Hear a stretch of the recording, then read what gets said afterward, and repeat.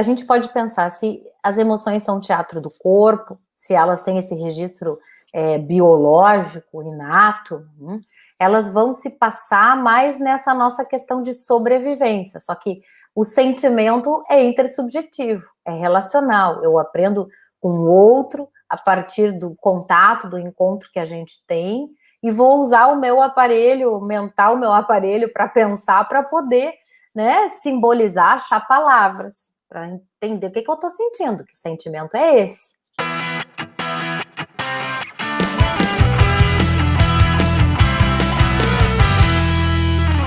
Muito bem-vinda ao programa IPSI, um programa para psicóloga que quer ganhar conhecimento e técnica para trabalhar cada vez melhor. Porque a minha missão é ajudar você a trabalhar menos, ganhar mais, com atendimentos de extrema qualidade. Se você não me conhece, eu sou a Débora Coelho, do Consultório dos Sonhos, psicoterapeuta e mentora de psicólogas. Eu estou em plena campanha de valorização do nosso trabalho psi. E eu tenho certeza que você concorda comigo, porque o nosso trabalho exige tanto da nossa mente, das nossas emoções e sentimentos, e a gente também tem que ter uma remuneração justa. E pensando em diferentes mercados, como o psicólogo, a psicóloga podem se desenvolver para encontrar, inclusive, diferenciais, é que a live de hoje vai falar, então, sobre conflitos familiares, ainda mais aí, quem não, né? Ainda mais em tempos pandêmicos. E hoje eu tenho um convidado muito especial, então é o Leonardo Della Páscoa, psicanalista, meu sócio de vida, e que hoje a gente veio aqui mostrar, por isso ele está aqui, o nosso novo livro.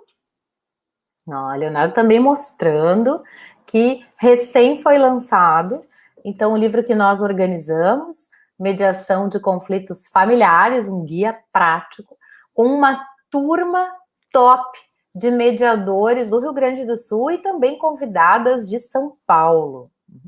Então, esse é o nosso tema. Como é que a gente põe a mão na massa e trabalha com os conflitos familiares, né, Léo? É isso Boa aí. noite. Boa noite. Bem-vindo. Bem-vinda. Bem-vindo a todos, é um prazer. E agora eu vou colocar aqui esses slides para a gente ver, né? Sobre o livro, né, Débora? Exato. Quem está no Insta não está vendo, né? Mas a gente vai aqui guiando também os colegas. Bom, eu acho que é legal a gente contar como é que surgiu o nosso desejo, a nossa vontade, né, Léo, de organizar um livro sobre esse tema. Acho que primeiro vem da nossa trajetória, tanto a minha quanto do Léo, que é de gostar de pensar, escrever e de compartilhar o material com os colegas. Então, quando a gente foi para a mediação, nós também ficamos não só aprendendo uma nova técnica, um novo modo de lidar com os conflitos, mas correlacionando, né, Léo, com a psicanálise e com as nossas práticas no consultório. Então, o interessante foi pensar que a mediação, ela não é uma psicoterapia, mas ela produz efeitos terapêuticos.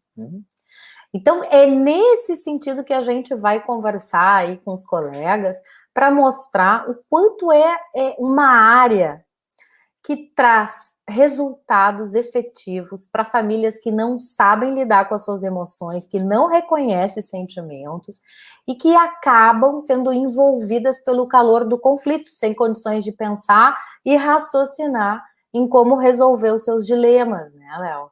Então, a nossa experiência prática, o convívio com os colegas da mediação, nos gerou aí a vontade de contar para mais pessoas dos benefícios e principalmente como é que a gente trabalha.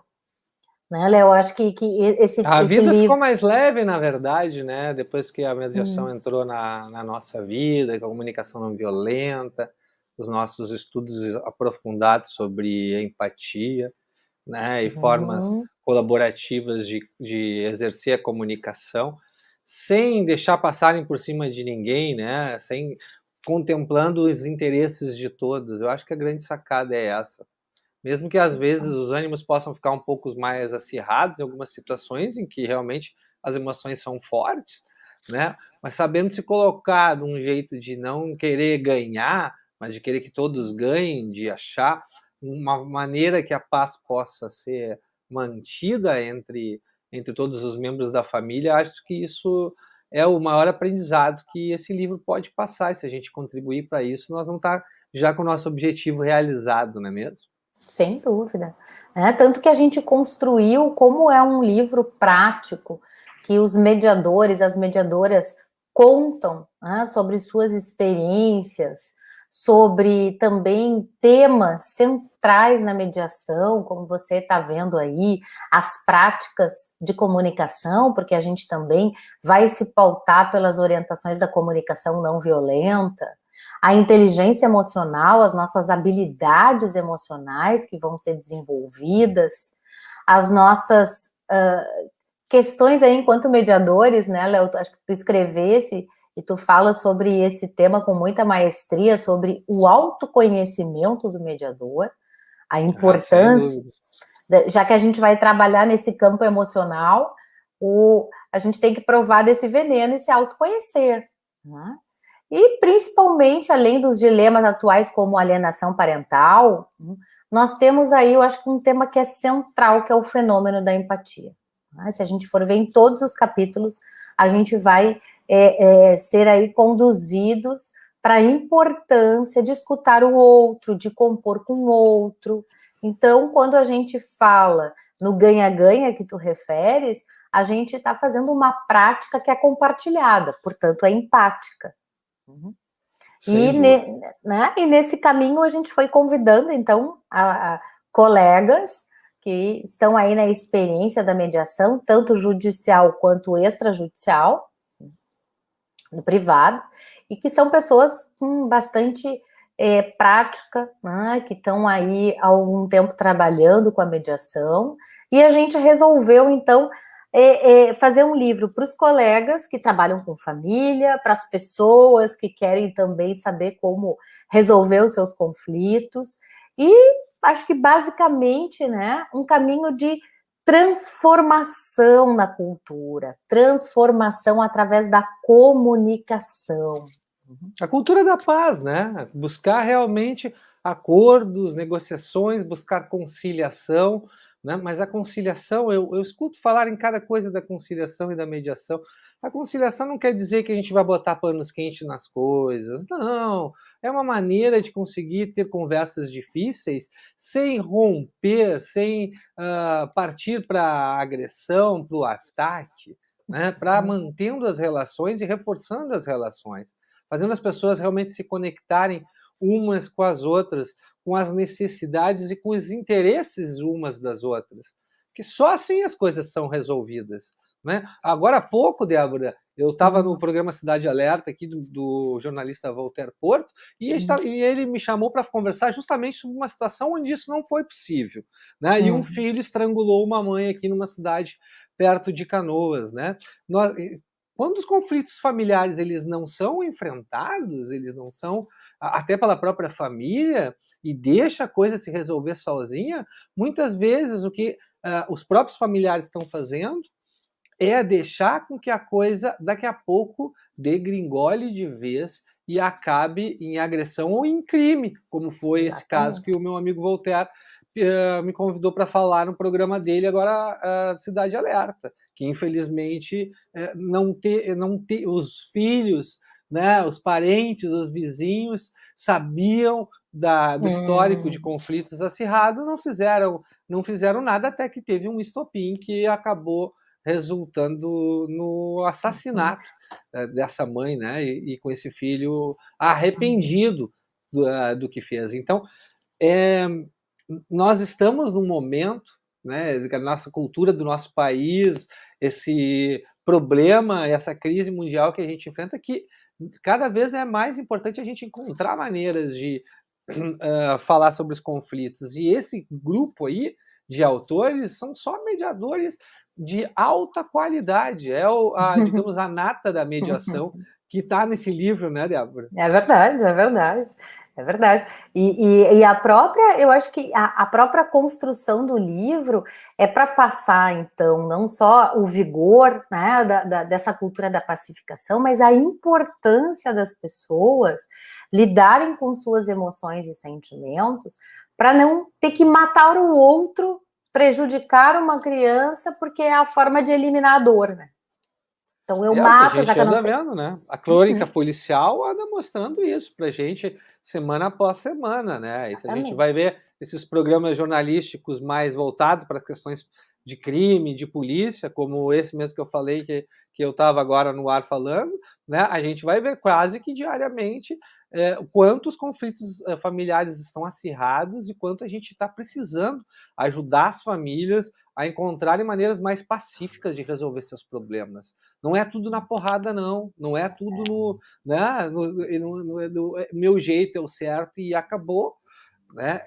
A gente tem que encontrar e pensar nos interesses dos outros, mesmo quando há desavenças. Exato. Mesmo quando os pontos de vista são diferentes, né? Qual é a possibilidade? Porque eu posso não concordar contigo, mas eu vou te escutar. Então, qual é a possibilidade de acordarmos, de termos ali um ponto em comum que seja, e é nesse ponto que a gente vai se segurar para poder ter um diálogo.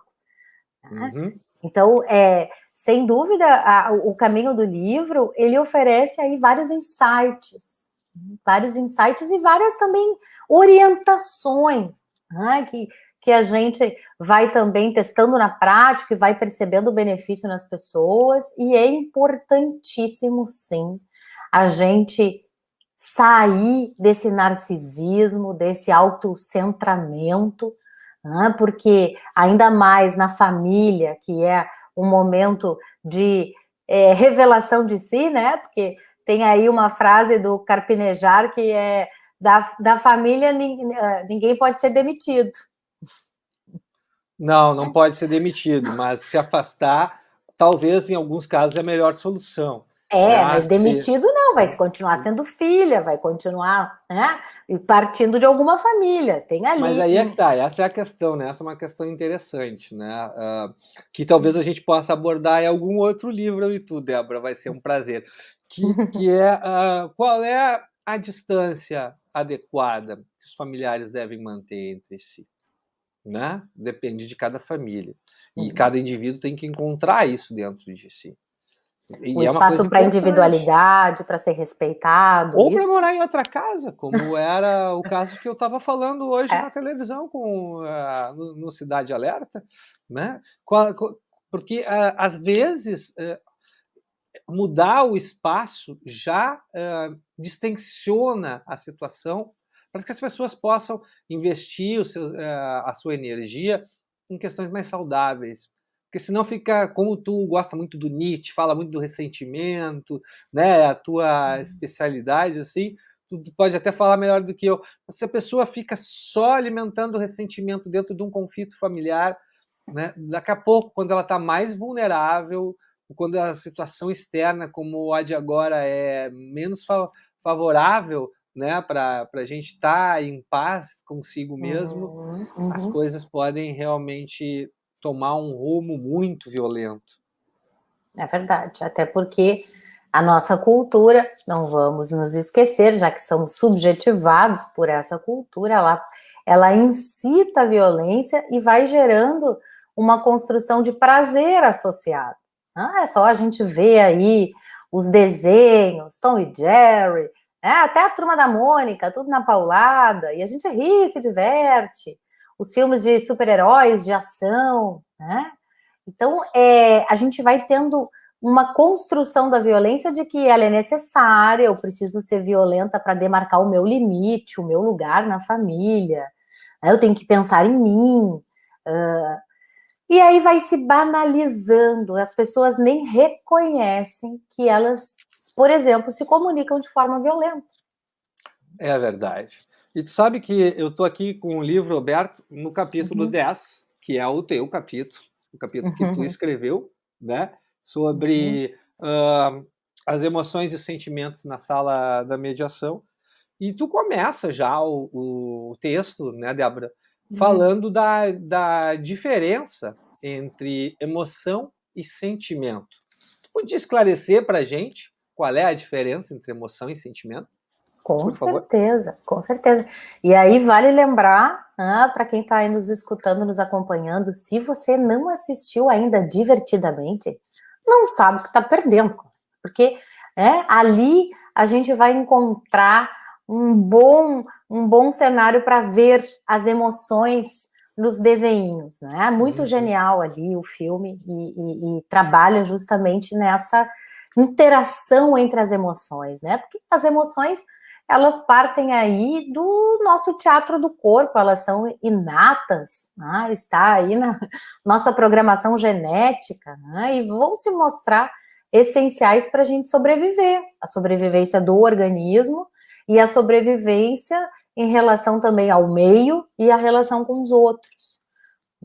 Então, as emoções, se a gente for aí entendê-las, elas são experimentadas como tensão e elas vão ser liberadas como descargas emocionais. Então, a gente, por exemplo, vai entender as emoções, pensando aí nas suas emoções, né? Elas vão ser intensas, elas vão ser passageiras e elas vão ser mutáveis. E nesse registro a gente tem aí, por exemplo, as emoções básicas, né? Por isso que eu falei do divertidamente. A gente vai ter o medo, a tristeza, o nojo, a alegria, a raiva. E aí vamos botar mais um elementinho que não tem lá no filme, que é a surpresa. Muito visceral, né? Tudo corporal, visceral. Tudo passando pelo corpo. Inclusive, quando a gente vai fazendo aí um detalhamento, que depois eu vou falar, né, uma autoconscientização das emoções, o caminho é que a pessoa identifique a sensação, no início da sensação no corpo. Por exemplo, tem um pavor de cobra, barata. Antes de vir o nojo ou o medo, vem a sensação do corpo de ou ficar gelado, ou, né? Tem ali os pelinhos do braço, ficam alertas. E isso faz com que as pessoas tenham consciência do que está se passando ali com elas. E é difícil mesmo, viu, Léo? A gente ter essa clareza para separar emoções e sentimentos, porque eles são encadeados, né? Um puxa o outro. As emoções, eu falei das básicas, só que elas podem ser combinadas que nem uma paleta de tintas. Então, elas vão se tornando mais complexas. Os sentimentos, eles vão precisar aí do teatro da mente, porque o sentimento, ele vai ser uma experiência. O sentimento, eu vou ter ali um registro muito mais duradouro, e vai ter uma relação com um acontecimento específico que tem aí como marca o registro singular, né? Porque os sentimentos, eles vão também funcionar aí mais para uns do que para outros, de acordo com a própria vivência, a personalidade dessa pessoa, né? No caso, a gente está falando aí dos medianos, né? E aí, é muito interessante tu colocar essa metáfora do teatro, né? Tu vem incorporando muito isso dentro do teu método, dentro da tua mentoria, né? Dos personagens, o uso dos personagens nos sonhos, na sessão, o teatro da mente, porque, na verdade, a nossa relação com os outros, ela passa por encenações, né? Por personagens que nós temos que e máscaras que nós usamos, né, nas situações, e isso determina muito os nossos comportamentos, né? Com certeza, numa cultura em que a gente é analfabeto emocional, em que as emoções negativas, por exemplo, raiva, que são vistas como negativas, a raiva, ansiedade. Então, assim, eu não gosto de sentir ansiedade. Mas eu fico muito perturbada quando eu tô com medo. Então, a negativação dessas emoções, né, faz com que a gente também perca essa possibilidade de aprofundar a emoção, de se conhecer com essa emoção, porque a gente já rechaça. Sim. Né? E no caso, eu acho que só para fechar um pouco, a gente pode pensar se as emoções são teatro do corpo, se elas têm esse registro biológico, inato, elas vão se passar mais nessa nossa questão de sobrevivência, só que o sentimento é intersubjetivo, é relacional, eu aprendo com o outro a partir do contato, do encontro que a gente tem, e vou usar o meu aparelho mental, o meu aparelho para pensar, para poder, né, simbolizar, achar palavras, para entender o que eu estou sentindo, que sentimento é esse. Sim. É isso mesmo. E pegando o gancho sobre essa questão das emoções, eu queria que tu dissesse quais são as maneiras, as diferentes maneiras que a gente tem de lidar com as emoções. Eu acho isso bem legal. Escreve isso no texto, eu achei bem legal. Né? Eu também eu essa gosto. diferenciação que tu faz. Porque os modos de lidar com as emoções. A gente, inclusive, quando a gente está trabalhando, vamos pensar quem está trabalhando com seu paciente. E você pode perceber de qual modo, né? Eu vou falar desses três, em qual destes três modos, por exemplo, o seu paciente está operando. No modo top, que é o modo que todos nós queremos aí alcançar, é uma pessoa que é muito mais autoconsciente, vai ser consciente da emoção, vai ter mais sofisticação também nos seus pensamentos e, claro, mais controle daquilo que sente, das descargas emocionais, vai aprender a conter mais essas emoções e não jogar em cima do outro. E também essa habilidade em sair, por exemplo, dos estados emocionais negativos, da ansiedade, do medo, né? Porque a pessoa já tem mais recursos para poder também trabalhar com aquilo que é indigesto, que traz mal-estar. Esse aí é o nosso top, é onde a gente quer conduzir o nosso paciente ao nosso mediano. Muito bem. Né? Agora, a gente pode dizer que essa aí é o top, né? A maior parte do tempo, né, ou a maior parte das pessoas, elas estão mergulhadas. O que é estar mergulhada? É mergulhada na emoção mesmo, colega, né? Não tá só com o pezinho lá, se jogou. Isso não significa... é com a água até aqui, né? É a água até aqui, né? Tipo assim, é difícil lidar. Não, a gente tá aí enxergando os nossos limites, o nosso não sei, o desconhecimento, né? Sobre o que a gente sente. Então, isso vai nos gerar uma sensação de instabilidade. E ao ponto, né? E aí a gente chega no terceiro modo, que aí esse é o modo que a gente vai ter que obrar bastante, que a gente vai ter que trabalhar bastante, que é o modo resignado. Modo aí, resignado, meu amigo, de lidar com as emoções, é isso? Que a pessoa enxerga assim, né? O que ela está fazendo, ela aceita esses estados sem querer mudar, mesmo que a pessoa pague um preço bem alto, mas não quer mudar. Né? Esse é o meu jeito. Enxergo ele, mas me acomodo, digamos. Exato. Isso? Exatamente. Né? Claro que já tem um indicativo aí que fazer essa transposição, essa mudança, precisa, sim, de bastante comprometimento e flexibilidade, abertura para a mudança. Né? Porque é um processo de autoconhecimento, não tem outro caminho. E como é que a gente pode ajudar as famílias a não temerem as emoções e os sentimentos? Acho que aí que tá uma boa pergunta, né? Mas a gente pode pensar que as famílias, quando chegam para pedir orientação, ajuda, socorro, em diferentes níveis também de necessidade, né?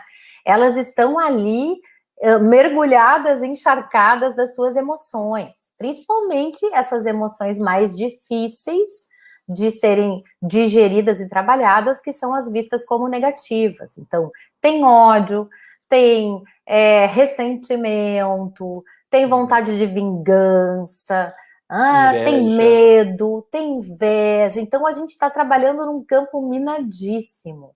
E é importante que a gente tenha essa consciência, porque o que vamos fazer para lidar com essas emoções negativas que chegam, né, até antes da pessoa? Que a gente vê na expressão facial, no tom de voz, na maneira como, por exemplo, em mediação, né, como choram.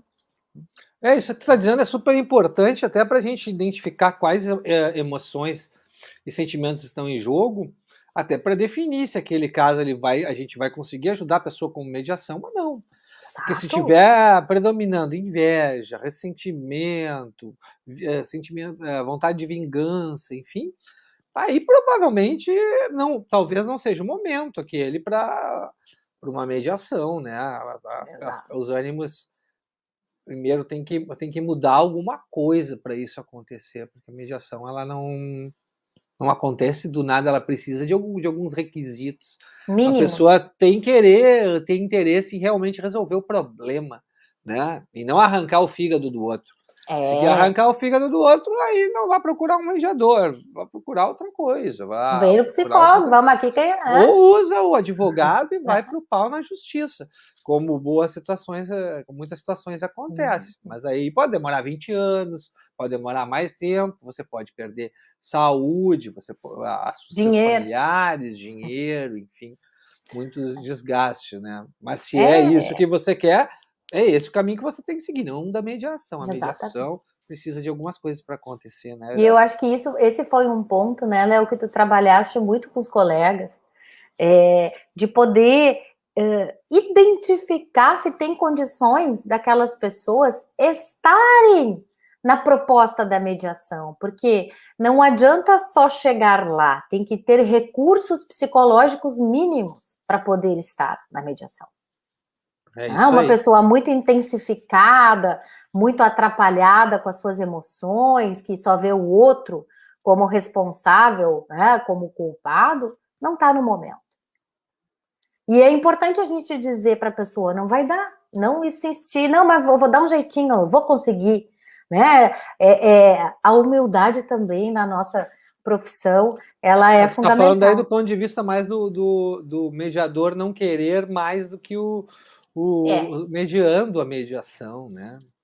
Se a gente identifica esse tipo de emoção, como tu está dizendo aqui no livro, bem claramente, né? Se a gente vê que tem muito ódio, muita inveja, muita vontade de vingança, bom, aí é melhor encerrar aquela sessão de mediação, porque senão você pode estar dando mais oportunidade para o conflito escalar e piorar.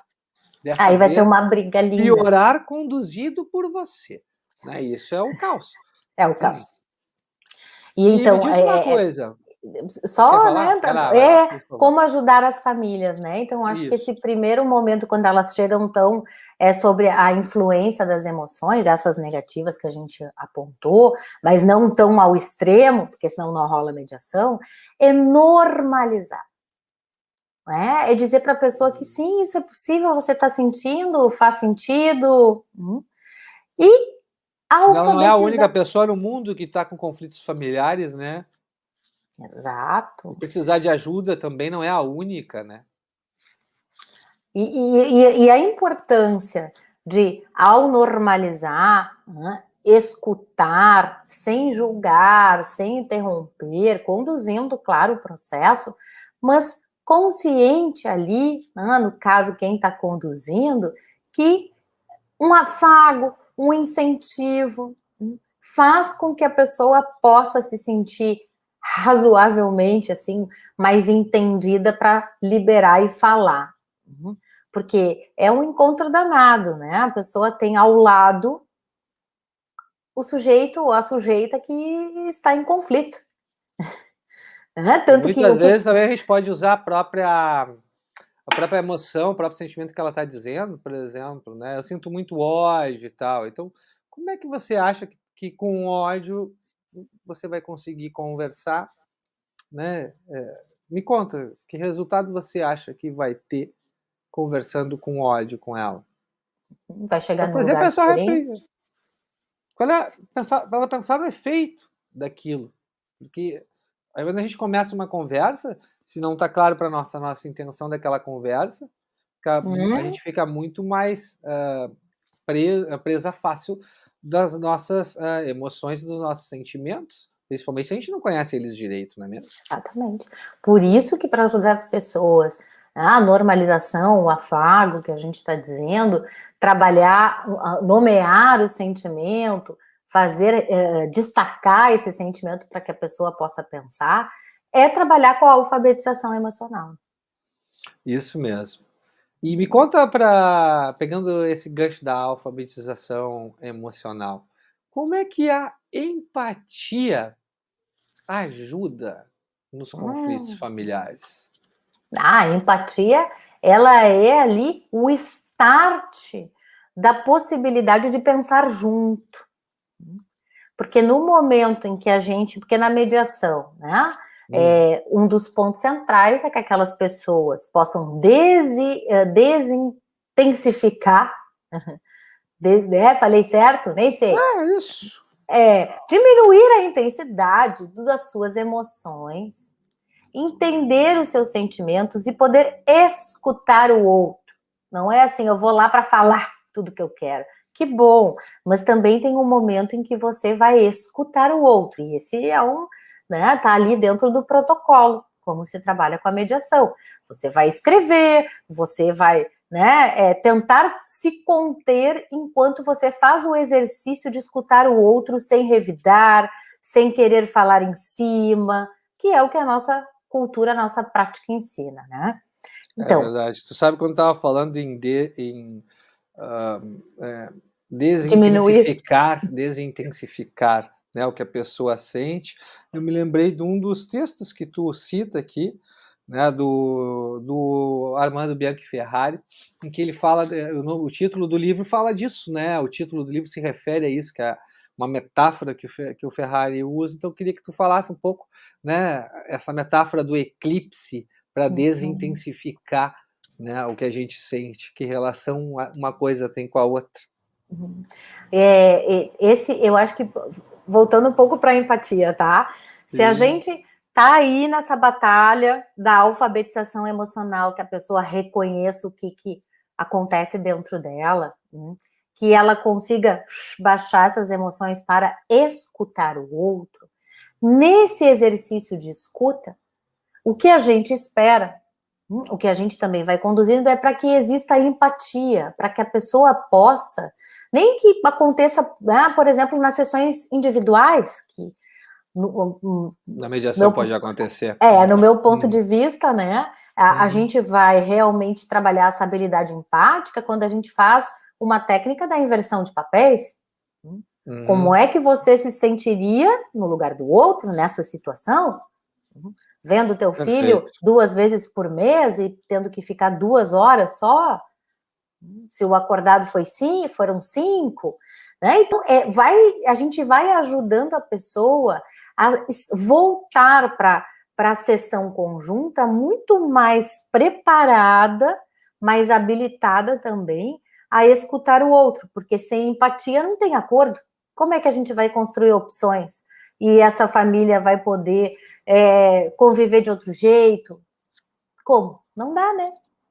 E muitas vezes a pessoa, antes de escutar o outro, ela tem que estar numa situação em que consiga escutar o outro. E é por isso do eclipse que a gente estava falando antes, né? Da desintensificar as emoções, de poder tirar uma certa distância, não ficar tão visceral, para poder escutar o outro, porque senão cada palavra que o outro disser vai ser usada contra ele, na minha cabeça, de quem quer ganhar a todo custo, na minha cabeça vingativa e ressentida, que está disposta muitas vezes a perder um braço para conseguir. Mas não perder a razão, não perder. Ou para conseguir um dedo, a pessoa, né, não raciocina sobre o que ela perde para ganhar algo que ela acha que deve, né, e que o outro deve para ela. Que essa confusão mental, né, essa zona também de ser sugado pelos afetos, e os afetos, como diria lá Platão, nos engana, né? Porque a gente fica impossibilitado de pensar. Então, sem pensar, sem penso e sem empatia, não tem como criar soluções, não tem como combinar, não tem como realmente se colocar e saber que aquilo pode ser cumprido, que tu estás combinando com o outro. Então, a gente está dizendo aí que caminho é esse da mediação, que a gente pega as pessoas no estado bruto, e a gente vai usando técnicas que passam pela escuta, pelo afago, pela possibilidade da pessoa falar a sua versão, de ser, né, essa versão vai ser escutada, vai ser acolhida, para essa emoção entrar num outro lugar, para que existam aí sentimentos que vão ser nomeados e a pessoa tenha condições de sair daquela angústia e simbolizar e dar um nome. E aí a gente vai ter aí o pulo do gato para poder continuar o processo de mediação, que vai precisar das mentes, das pessoas bem ativas e colaborativas, não das emoções que as deixaram briguentas, né? E sob aí o efeito do ódio, né? Da destruição.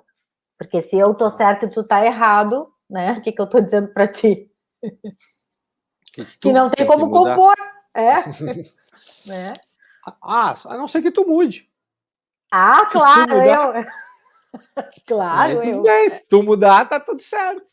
Tranquilo. Aí o conflito está resolvido. Tá, mas brincadeiras à parte. Então, a gente está chegando no final da nossa live. Essa é a primeira live que a gente está fazendo, né, Débora?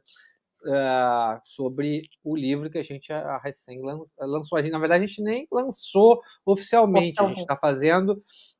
O livro já está à venda, mas a gente não fez o lançamento oficial. Em breve a gente fará, né? E semana que vem vai ter uma convidada especial, né? Na quinta-feira às 8 horas. Quer falar sobre ela?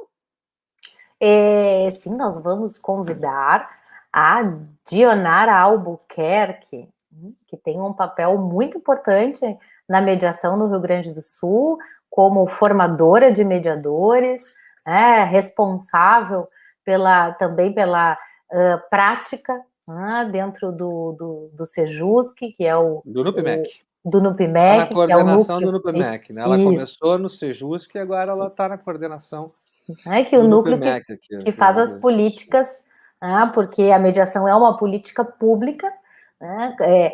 Só poderia ter nascido nos anos 70, porque quem me conhece sabe que a autogestão aqui é tudo.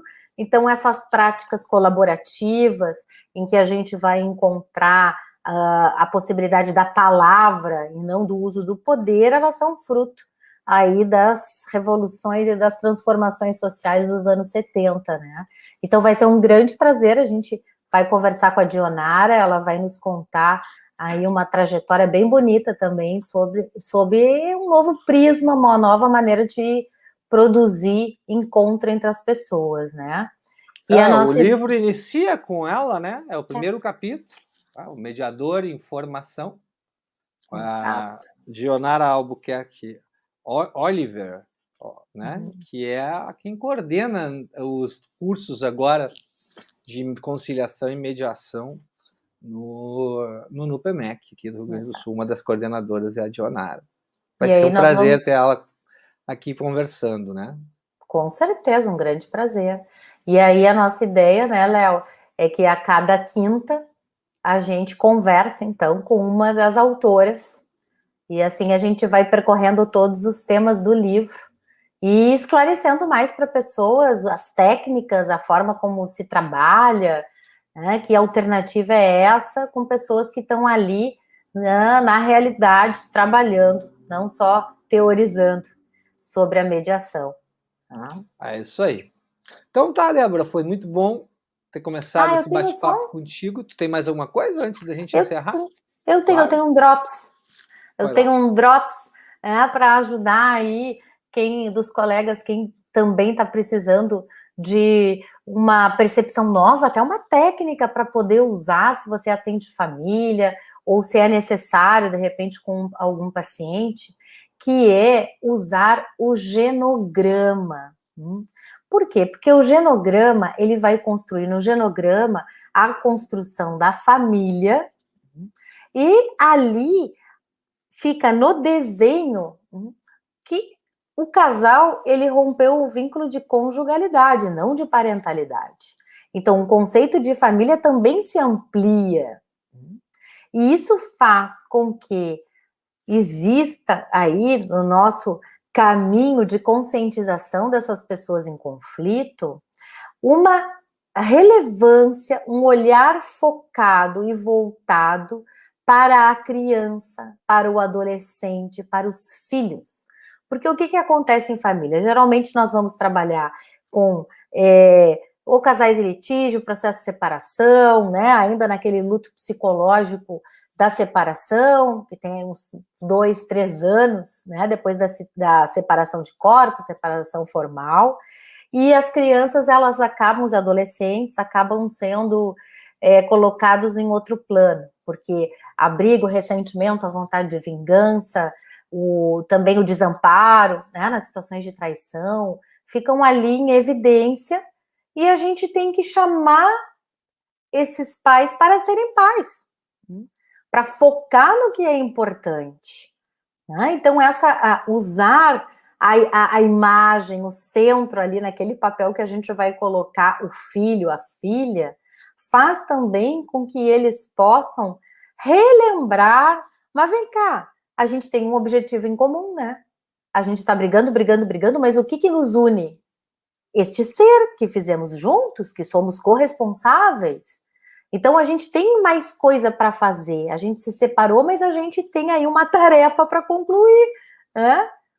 Então, eu acho que essa sensibilização, ela é fundamental, porque a pessoa que está tensa, envolta no conflito, carregando essa série de emoções e sentimentos disfuncionais, ela está muito autocentrada, ela não está enxergando o outro.